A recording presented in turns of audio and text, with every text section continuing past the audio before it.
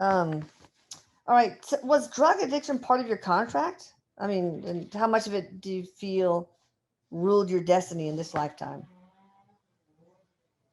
Drug addiction in the end controlled everything. Oh, Was it part of my contract? He shakes his head, yes, in so much as I was meant to struggle with and overcome addiction or succumb to addiction. It looks like he okay. succumbed to Um, addiction. all right. What was your true cause of death? Was it a heart attack or was it overdose or? Uh, he's showing me the heart gives out, but it's a result of this drug use. Okay, of the chronic drug users, or was they a particular drug like amphetamines that made your heart beat so fast that you had a heart attack? I mean, so or what? Both. It's chronic over time that's Okay, causing a deterioration in his body. He's showing me like he's so disoriented. yeah. Like I don't even, it's almost like I have to tell him to stop because I kind of feel dizzy and it's hard for me to focus. Yeah. He feels like he's almost like drunk and slurring. He can't form sentences. He can barely stand, honestly. And so he gets to this point and he's doing this daily. Like this is his life, how he's operating. And then again, he shows me that the handful of the pills kind of coming through, and he goes like this and he takes them all. Yeah. So something within that combination, that particular cocktail, Yeah. makes his heart stop. So it does look like amphetamines were involved. Okay. Yeah. Could you see or hear your angels and spirit guides? He says he heard a lot of music. Okay, but not really channeling, knowingly hearing angels or guides warning him or anything. Oh, he was confused. He thought you meant after he had passed on. Oh no, Okay. Could he hear his angels and guides while he was alive? Okay, yes. that's the question. And so, were they warned? Did you get warnings from them? I didn't hear angels and guides in the way you two do, but I did understand that I was being warned. I knew that what I was doing was not right or proper. And as a man of faith, of deep faith, I knew that I was headed in the wrong direction. God, it must have been awful for you. During your life on Earth, you consulted psychics. I didn't know that. Did this ultimately help you, benefit you in any way, or not? He laughs. He said, well, if I had listened. Yeah.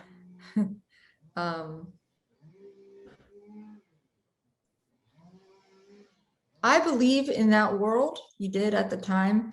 He shows me he was always an outsider, no matter what. Even though he was religious, he was an outsider. Yeah. So he appreciates people who are outsiders, such as he says, now people like you, and he's talking about both of us, are more accepted, more mainstream. But when he was alive, it was not the case.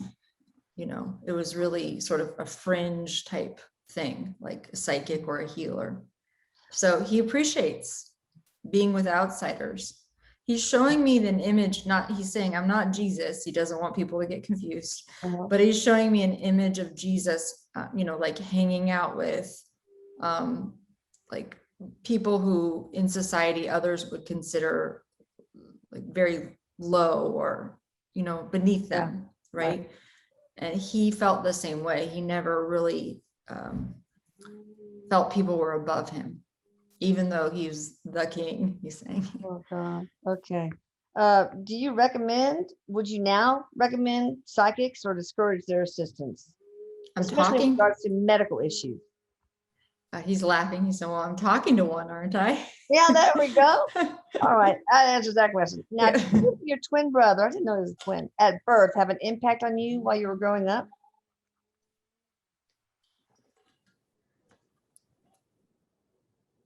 Says, I missed my brother deeply. I felt a connection with him and longed for his presence. He felt lonely. It's like it's like a soul loneliness. Wow, maybe that's one of the reasons you felt lonely. You were missing your other half. Yes, because it feels like his soulmate died and he was on Earth. And so there's this constant longing, and that caused a lot of problems, depression. Wow. Well, how old were you when you were told that you had a twin brother that passed away? He's showing me about 6 years old. He had that, he knew before, but he didn't really totally understand. Yeah, he knew something was missing. Yeah, but when he was no, 5 years old, his mom explained, and he said most of his life he could feel his brother. Wow. On stage too. Did he die? Was it contracted for him to pass away to guide you, Elvis, to be your guide? Yeah, he was one of his main guides. His main guide, wants me to correct. And they are very close. They work together now. On what? And he is the reason, he'll tell you in a second. He is the reason for my success on Earth. Oh, wow.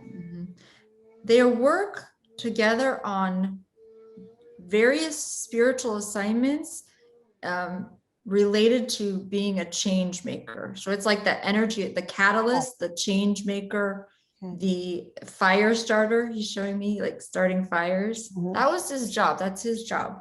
That's his role. Okay. That's cool. Who was your twin flame on Earth, or who is? He says he doesn't have a twin flame on Earth at the moment, but his brother is his soulmate.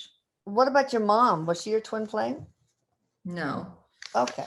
He's saying his mom, his grandmother too. She's in the background. I can feel her. Okay. Actually, I see his grandmother. Oh, she looks very wise.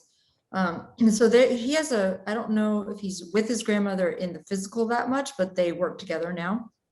But he's saying with his mom, there's this close connection and bond that keeps them coming life after life together, but not in the traditional twin flame sense. I see. Who did you first meet when you crossed over? And it could be God, it could be Jesus, it could be family members. Who? He says his brother. Yeah. How did he appear to you? As what age? He looks the same age as Elvis when he crossed over. Okay. So somewhere in his early 40s, it looks like. And they're standing kind of opposite each other, and they look really similar. And there's an instant recognition of that they. Oh. And he feels peaceful because it's finally that's why he was lonely his whole life. It looks like. Wow. What about his mom? Was she there shortly after at the same time? He's showing me a group kind of close by, and he sees, but it's his brother who he meets first thing. Right. Interesting. And his mother. He says, of course, my mom. Of course.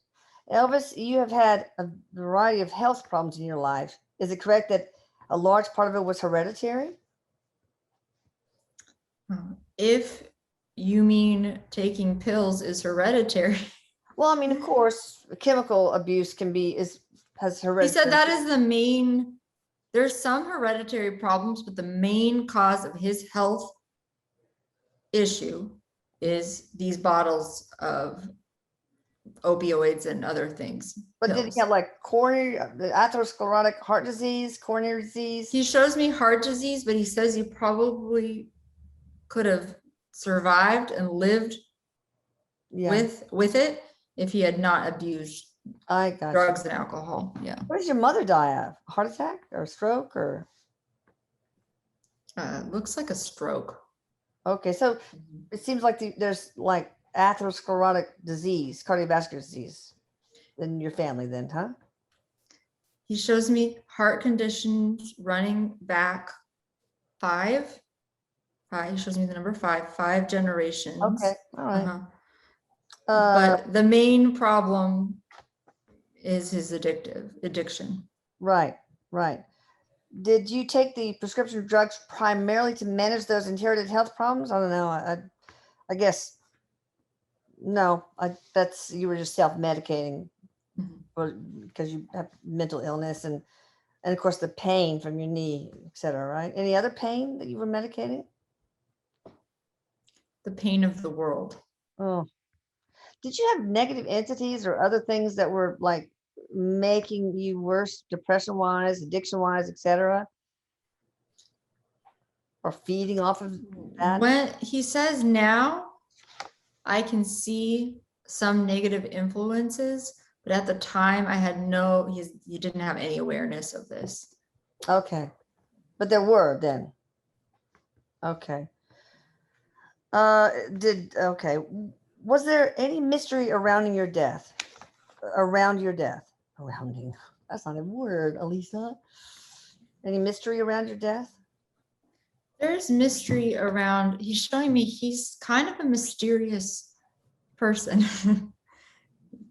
He likes to keep some things close to himself. Yeah. The mystery surrounding his death, yeah, people made up mystery, but it really, I mean, I felt in those moments, almost like I couldn't walk or see, he was making me feel like that. That's the problem. Did you feel like you were going to die? I knew I was going to die at some point. Yeah. How was it when you saw your grandson, Benjamin, who committed suicide in 2020 at the age of 27? Tell me about that. And are you two together? He shows an image of them hugging. Yeah. And he says he's happy to be with Benjamin now. Wow. Okay. Are y'all, so you're together? Are you helping Lisa Marie with her grief? He doesn't really want to talk about his close family members. Okay, that's fine. All right. So, but you've probably never met Benjamin while you were alive, did you? No, he shows me that he saw him and watched over him, and actually it looks like tried to intervene in some way. Oh yeah. Okay. But are you proud of how your memory has been handled or represented at Graceland? He has a big smile. Yes. So yes. Do you visit very often? From time to time, I check in on Graceland. Oh, okay. Are you really dead? Many mediums are saying the contrary. And why do they say that?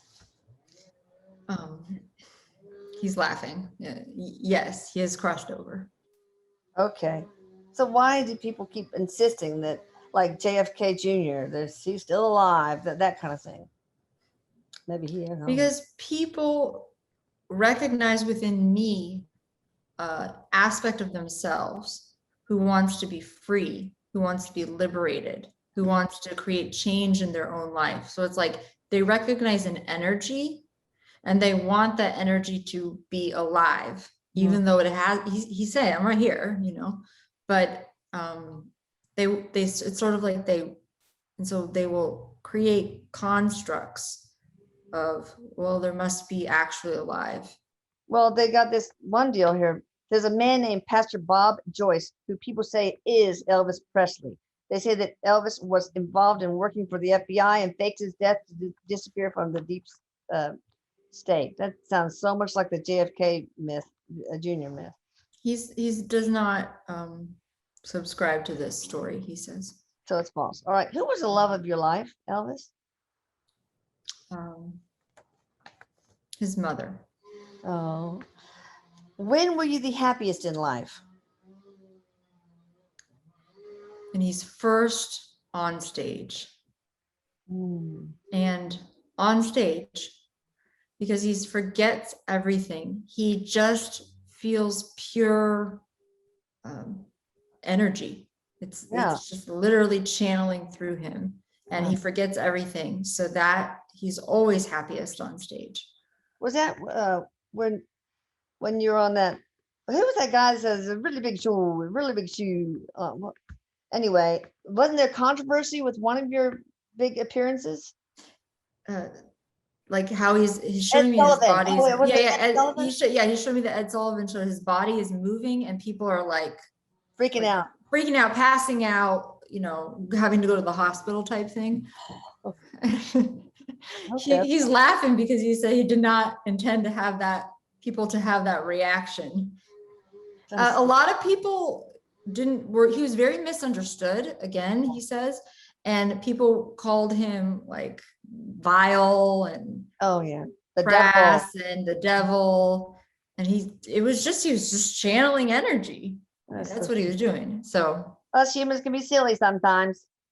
All right, so can you explain to us what exactly translated into this lifetime to enable you to be incredibly captivating and magical? What made you so magnetic, Elvis? My ability to be fully present and channel. It's like he would literally like lose the personality essence and just channel. And people were responding to that energy of a change maker. He had a lifetime in India, he shows me, where he also played this role, but very differently. And so he came back. It's like he shows me it's the opposite side of the same coin. Yeah. And it was he knows how to channel energy through the various chakras. And people would also, like, they're connecting with that second, he didn't ever use this word, he's saying, he's laughing, but that second chakra energy, that creativity, that energy of pure essence, they would feel that. And that's what makes him so just magnetic. Did it make people feel a part of the divine? Yes. Like whole and part of the collective, that sort of thing? That was the point. Yeah. Wow. That's cool. Now, Pastor Bob sounds like you when he sings in church. You can watch him on YouTube. Is this just nonsense? Well, he's not nonsense, but so is he channeling you? Maybe Pastor Bob you're letting your energy go through him. I don't know. It does look like Pastor Bob connects with some of Elvis's energy, but it doesn't feel like a reincarnation of any sort. There's a connection. Okay. So what is it with all the Elvis impersonators? That's such a big thing. He says, your guess is as good as mine. Well, what do you think from a spirit's perspective? What do you think that happened? And all of a sudden there's so many Elvis impersonators, and they hire them out at weddings and bas mitzvahs and all that kind of stuff. He says he doesn't necessarily like the fact that he became a caricature of himself. Yeah. That is not his preference. Yeah. If he's to guess, I surmise that they are wanting to channel the same energy. Okay. Interesting. When you did your life review, was it that you would have changed if given a chance to go back to Earth again as Elvis? What is it that when you had your life review, what is it that you would have changed if given the chance to go back to Earth again as Elvis? In other words, any regrets? Basically, that's kind of it. Yes, the drug addiction. Okay. He's showing me he had part of his contract was to be faced with addiction and to have a choice to either overcome it or to kind of succumb to it. And that's one of the things he would have liked to change, but he's not calling it a regret. It's just something that he didn't. Okay. Anything else? He says he could have been a better father. Okay. But he won't say more on that. Okay. I know your music brought joy and healing to so many, Elvis. It also changed society. Please talk in detail about music and sound as healing modalities and agents of change, how that works, and how humanity might tap into that more. Very good. He says, we are all agents of change in some way. Music is but one channel. He's showing me singing bowls and Oh, yeah. sound healers. Right. He says that he's showing me what it does is it sort of brings up the energy, what is suppressed in someone, and kind of helps them release it. Oh, yeah. But he did something. He's more of an activator. His role is different. Okay. His role kind of like activates the energy, the Kundalini almost. That's why people were passing out, it looks like. Pardon me? Yeah. Yeah. Yeah. All right. Wow. Maybe you awakened some Kundalinis out there. Could that be it? And that caused them to pass out? Mm-hmm. Yeah. He's really? Smiling. Wow. Have you reincarnated yet? No, ma'am. Do you plan to? And if so, are you going to want to be a twin? What sex? What place? Or you don't have to. He's saying yes. Yeah, he has an assignment coming up. Wow. Okay. Mm-hmm. He looks like he's choosing to be a female next time. And it doesn't look like in the United States. Where is this? Hold on. Okay. Somewhere, it looks like Asia, somewhere in Asia. Okay. And that's what he's going to say at this time. Okay, that's it. That's all he knows right now. Do you want to be a twin again? He said he learned what he needed to learn through the experience of losing his twin. So no, I don't think he's going to come back as a twin. Okay. Can you share another life that most influenced your life? Maybe it's the one in India, whatever you want, that most influenced your lifetime as Elvis Presley? 2 different lives. First, the lifetime in India, and he's sitting on he's a teacher, like a spiritual teacher. Oh, okay. Interesting. He's laughing because he said he wouldn't have guessed, huh? And he's sitting on sort of like a platform, but he's not really high above students. He's just like a little, it's raised off the ground. Okay. And he is kind of instructing people in yoga, it looks like.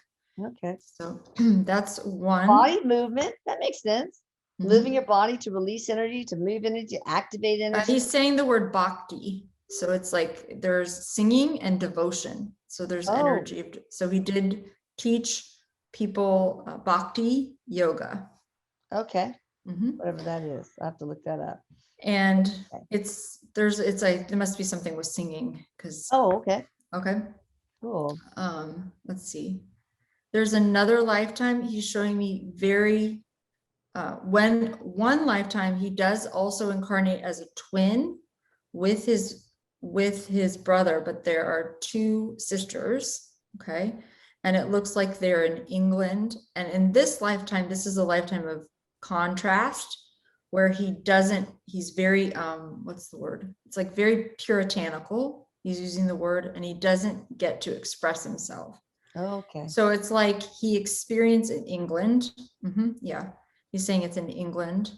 And that looks like his most recent lifetime before his lifetime as Elvis. So he experiences that lifetime. And then what happens is he comes back with this intense desire. Like, now I have to really express myself and channel this energy. Yeah. Were you from an upper class family? Was there that polarity also? Yes. Okay. So he chose to experience, he's calling it rags to riches in this lifetime. But he never really, even though he got all the money, he's showing me he didn't really care that much. Yeah. Like it wasn't sort of like. Didn't have much meaning to him. Yeah. All right. Mm-hmm. That probably is from the Indian spiritual guru roots too, I'm sure. And also it looks like his grandmother, is she alive? I can't. It doesn't look like she's alive for that long, but there's some influence that it's like not that important to him. Okay. Mm-hmm. What wisdom would you like to impart to all of us here on Earth? Be yourself. Trust yourself. Yes, but to let the energy flow through you. He's showing me many people, like, especially like if you're sitting at a computer or kind of like crunched up all day, that you're not letting spirit move through you, he calls it. Yeah. So basically he just let spirit move through him. Wow. Mm-hmm. That's pretty cool. Is there anything that nobody knows about you that's kind of a fun little fact? A lot of the things that people claim to know about me are fantasy, made up. Yeah. He says there's a lot of, like, he believed in bad luck. Oh, he showed me a black cat crossing the road and how he really superstitious, huh? Very superstitious. And he said that came from growing up in the South. Oh yeah, I can imagine. Okay. Have you and Erik hung out at all before? He's laughing, and he says that he's been, around Erik. So he said Erik makes the rounds. Oh. So he has been with Erik at least all today, but okay. They have met. Okay, so what do you think about Erik? You have a good son, ma'am. Oh. You know that. You know that. Of course. He is he says he is a kind and loving soul, as am I. Oh, that's awesome. All right, great. Anything else you want to share? Or Courtney, do you want to ask any questions? Erik, you want to ask Elvis any questions? Let's see. Erik's asking him to hold on a second. To just give a message to the group that's really important right now, for today. So hold on a sec. Like going back and forth.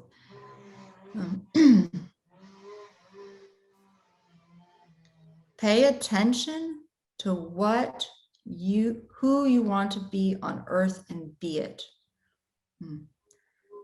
He's showing me that he originally, anytime he's on stage, he's able to channel, but he ignores and listens to other people and stops even getting on stage. He stops performing for a while, and it took him away from his essence. Yeah. So it's like he's showing me the need to listen to yourself, to honor what you know, and to do that which you came to do. It's very important. Yeah. That's awesome. Anything else before we close?